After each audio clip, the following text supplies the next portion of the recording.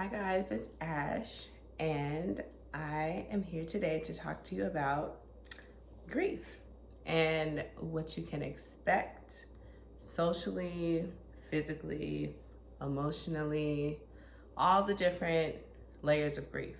Okay. First of all, if you're here, I know that you probably are grieving, and I just want to send my condolences to you.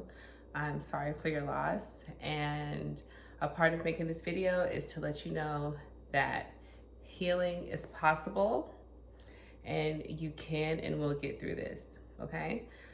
I lost someone close to me, so I just want to let you know that this is a safe space, and it's relatable, at least on this level, okay? So I have my notes right here. So let's see. First things first, I wanted to talk about the levels of grief. Like it's like 5 parts of grief, and so we can go over that. It's called the 5 stages of grief, to be exact. Thank goodness I have my notes here. Okay. So those stages are denial, anger, bargaining, depression, and acceptance.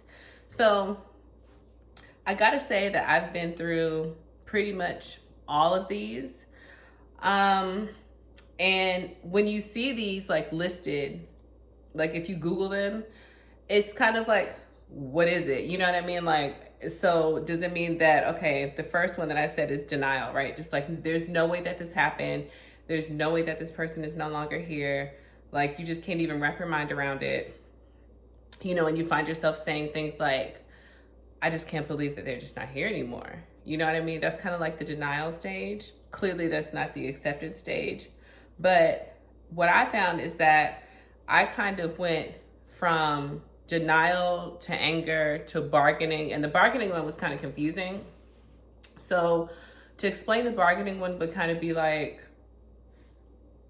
you ask yourself questions like, well, if I would have just did this differently, maybe they still would be here. Or if I just would have done this, or, and you put yourself through this cycle of maybe guilt or, just trying to reason with what occurred. So definitely went through that, and you may too.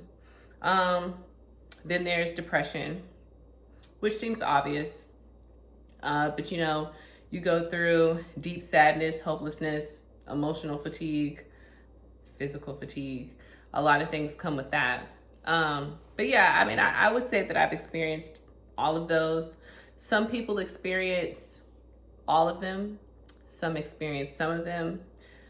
And you just kind of go back and forth between them. So, the anger part was really interesting to me because of the fact that I didn't know what to expect because I had never lost someone that close to me before.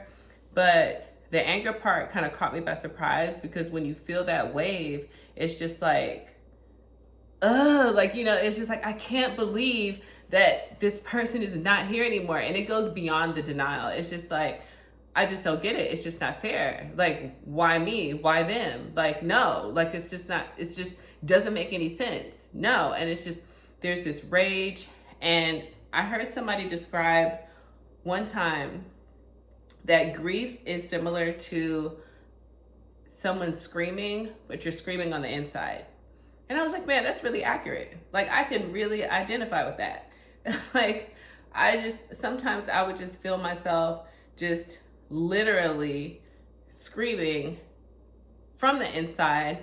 But the crazy thing is on the outside, sometimes if you're not like crying and you're not breaking down or something like that, people might look at you and just be like, oh, she's fine, she's healing, she's getting better, but you could be at like your lowest point. So that was really interesting. I think the anger one stood out the most to me. So on to the next. Let's see. The emotional turbulence was very exhausting, Let's see. I definitely experienced nightmares as a part of it. Dreams were a part of it. Let's see.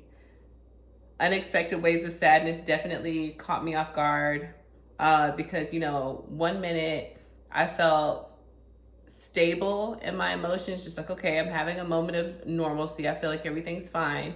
Absolutely not forgetting what had happened. But, you know, it's just like, okay, you know, you're in the shower, you're bathing or you're eating or something like that, doing tasks like running errands and things like that. And then boom, a song, or boom, a scent, or you see something that reminds you of someone, or you see like their favorite numbers or a dress that they had on. And then it just takes you right back into it. So, you know, that's something that I would say is to absolutely be expected. You know, there's guilt, anger, moments of joy, because of the fact that all memories are not bad. All parts of the grieving process are not sad and angry. Like sometimes you just literally reflect on the good times that you had with the person. You know, you have amazing memories. The reason that you're grieving this person is, you know, you had to have cared about them to some extent. So, you know, there are moments where you take time to reflect on the beautiful memories, which is why bonding with people is so important, and letting people know how you feel about them and giving them their flowers while they're here is so absolutely important. Taking pictures with people is so absolutely important. Videos, because of the fact that, you know, if something unfortunately happens, that's kind of all you have, right?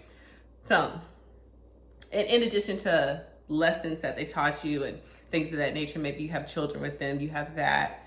But, you know, in general, you know what I'm saying? So, let's see. Another one I put was feeling like you can't breathe, right? I know that certain parts of our bodies are associated with different feelings, like different organs are associated with different feelings, right? For some reason, I felt like I couldn't breathe. Like towards the beginning of the grieving process, I would say for the first maybe like 1 to 5 months. And I don't want to say that to you and then it's just kind of like discouraging, because it's like, oh my God, I'm going to be feeling this for 1 to 5 months. Everyone is different. Okay.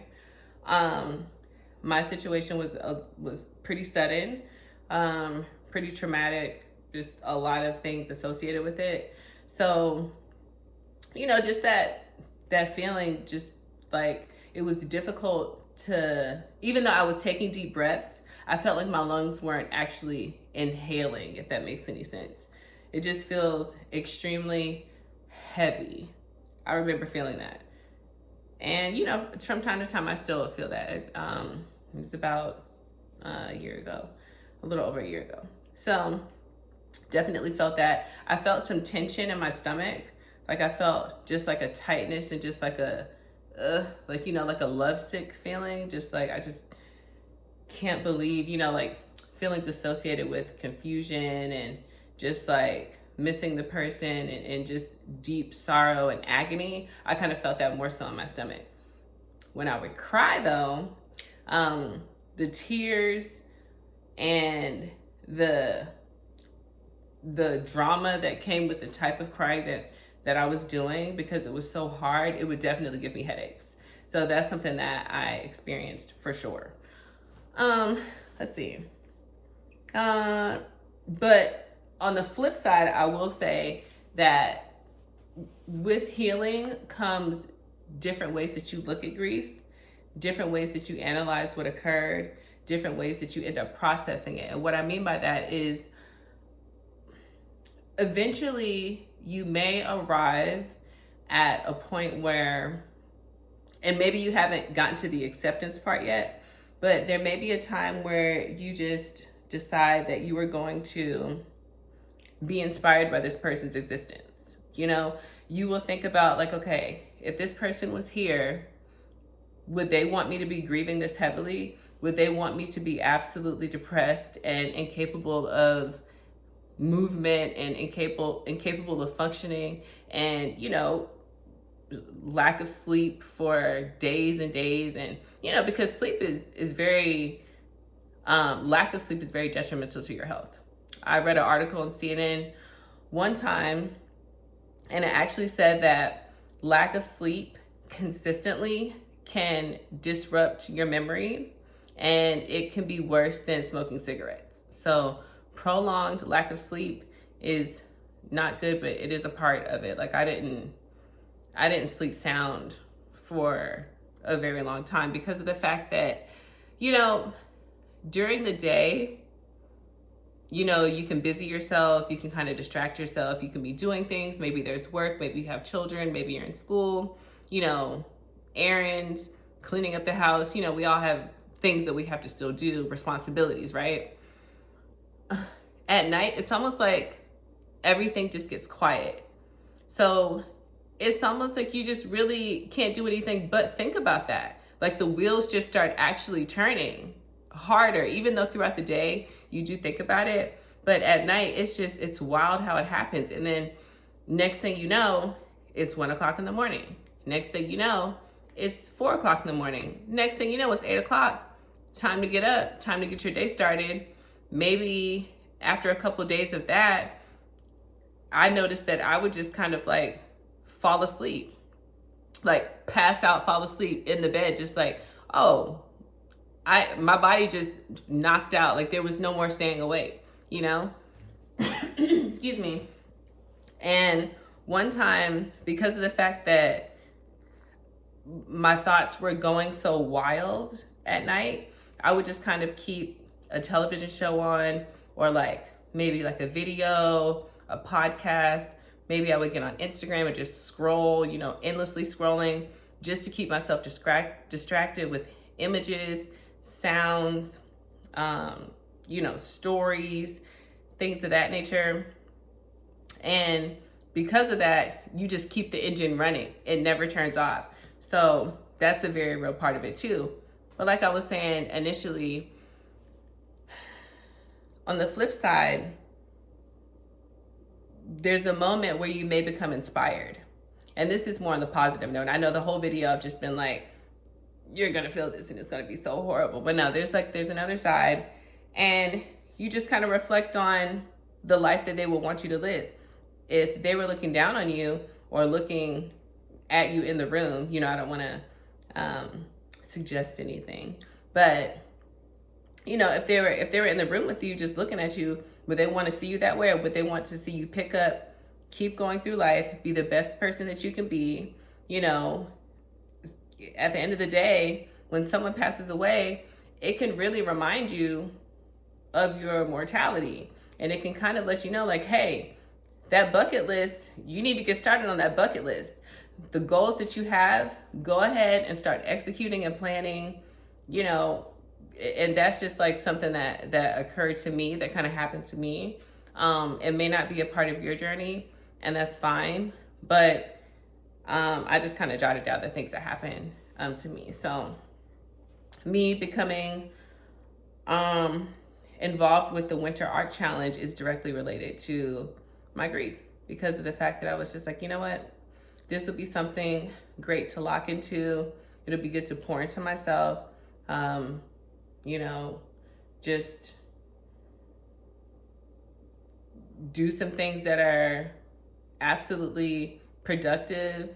And it kind of takes my mind off of the intensity of the grieving for the duration of certain time frames, if that makes any sense, you know? So if I have a goal that I'm working on, instead of just absolutely dwelling on the grief, now I'm distracted because I have a goal and I have things that I have to accomplish. So for those moments, it helps. And I think that it is part of my healing process, and it can be a part of yours too, if that ends up happening. Let's see. Also, so when you're grieving, there's people in your life, right? Like your support system or lack thereof.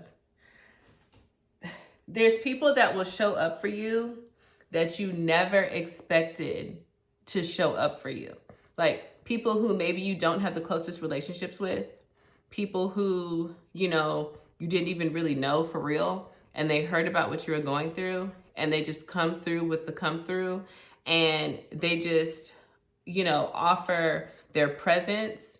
They don't say awkward things. They just love on you, and they just make themselves available to listen without encroaching upon your comfort.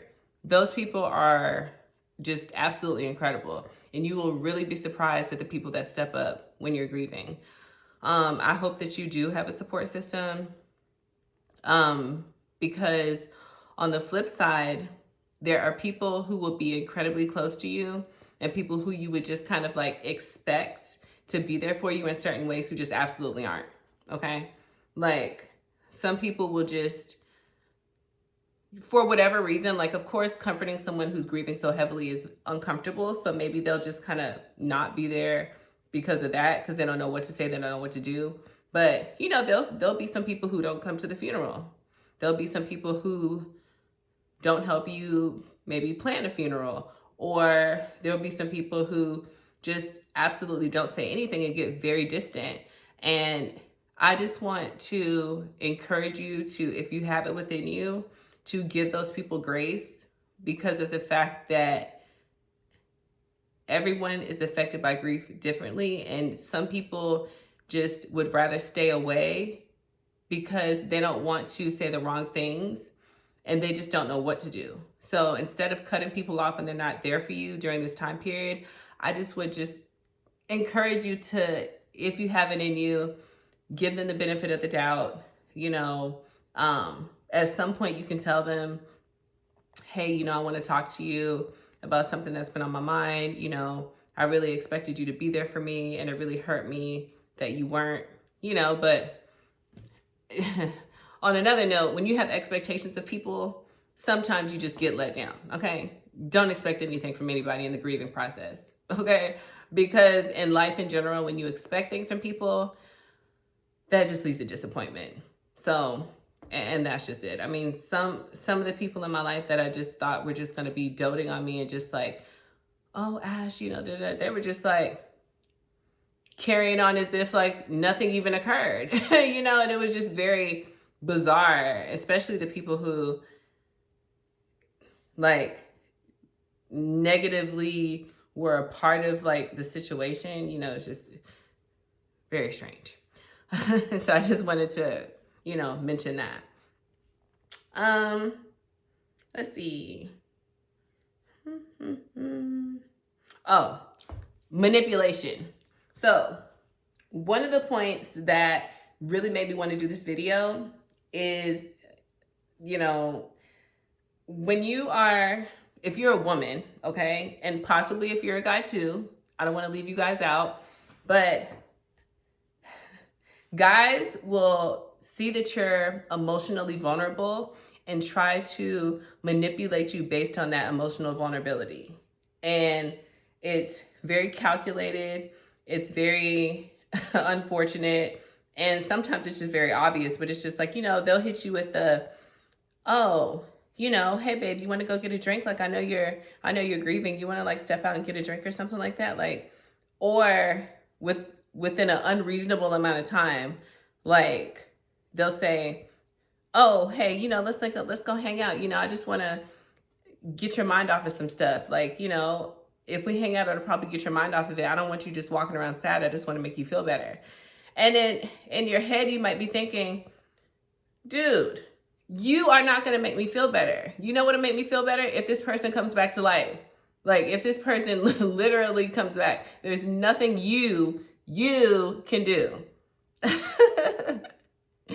You taking me out for a drink and you trying to get me drunk, knowing that I'm emotionally vulnerable right now and I'm using toxic mechanisms to cope, you know that will probably have me wide open. And I don't appreciate you doing that. You know what I mean? These are the thoughts that will go through your head because some people just are advantageous in that way. They'll see a sitting duck, which is a person that's grieving, and they'll just see that person is just wide open. And a lot of times it works. I can see how it would work. But you know, if you catch it and it doesn't work, then you kind of can see the people who you may want to take a second look at and reevaluate the relationship that they have in your life or the position that they have in your life, because that person may or may not be disingenuous. Okay, I'll just say that. Because when you call them out on it, they're definitely just like, oh, you know, they gaslight you, and they'll just be like, oh no, that's not what I'm doing. Oh no, you know, and I'm just like, well, why haven't you gone this hard before, ever before? You know what I mean? And it's very, very calculated. And I just wanted to like mention that, because some guys will absolutely do that. Maybe some girls would do that to guys too. You know, maybe they'll see an opportunity for them to get something that they've been wanting because of the fact that the guy isn't so much on his P's and Q's, and he can't pay attention to the way that the girl is maneuvering anymore, or something like that. You know what I mean? I just think, like, in general, people will try to take advantage of you, especially if you're, to my next point, using different ways to cope. Like, sometimes, depending on whatever you're into, I heard this lady once told me, she lost her son, and she said, what I learned is that whatever you're into, you'll just lean into it harder when you're grieving. So if you are a partier, you will party harder in order to cope. If you drink alcohol and you drink it in excess, typically without the grief, before your loss, you'll go harder with the alcohol. You know, if you do drugs, same thing. If you work out and you're very active in the gym, a lot of times people will do that. You know, there's a lot of different coping mechanisms that people have.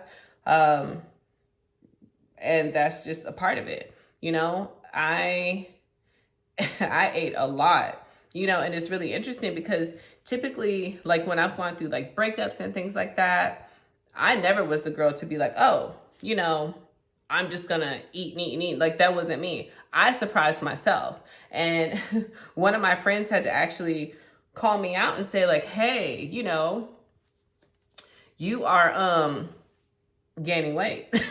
And so then I was just like, oh, so then I started working out 3 times a week, and that's been very therapeutic. And I was just like,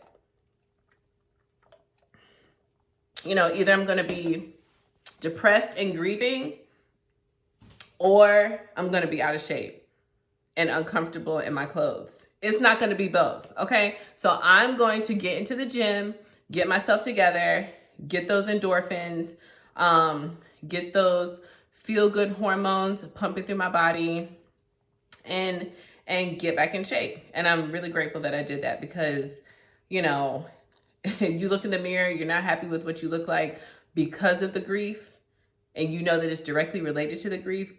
In my opinion, it will only make it worse. So I'm really grateful for my friend who called me out on that. So if you're watching this video, thank you very much. I appreciate it for calling me out on my developing double chin. I was just like, why does this person keep trying to convince me to go to the gym? I don't understand. And then, you know, because I'm somebody who somebody has to tell things to directly. And I was just like, what are you trying to say? I don't get it. I wasn't picking up on the what was being said. And they were just like, you are gaining weight at a fast rate. And I was like, oh, I had no idea, you know? So thank goodness. And thank goodness for the friends who can be just direct and honest with the friends who communicate in that way. So anyways, you know, I wanted to give you guys also some reassurance and just let you know that this indeed is a journey, and healing is absolutely possible. You can definitely make it through this. I promise you, if I can do it with what I went through, you can absolutely do it, okay? I want to encourage you to feel validated within the process and your journey, and however you go through it. You don't have to keep your head up.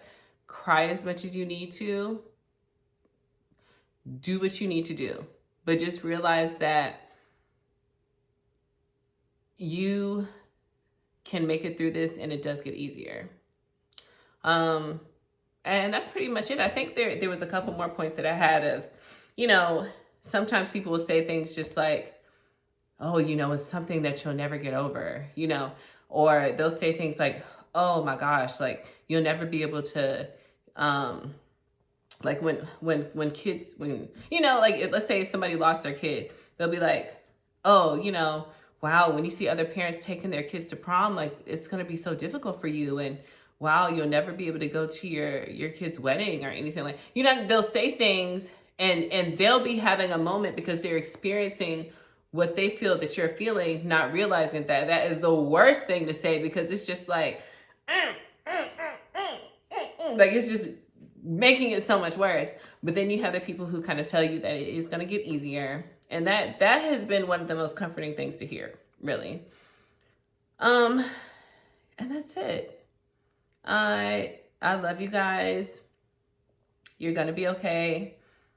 And I hope that this video did you some good. If you have any questions, feel free to ask me down below in the comments. I hope that you are comfortable enough with feeling however you feel. If you felt inspired by this video at all, please give me a thumbs up. Don't forget to subscribe. And if you want to see more grief videos, I have a lot in me. So I would love to hear anything that you would like to share as far as your grief process, or any books or anything. Journey of the Souls is a book that was recommended to me. I'm not there yet. I can't read it. But I heard it is transformative. Journey of the Souls. I forgot the author, but you can look it up. I think it's a blue book.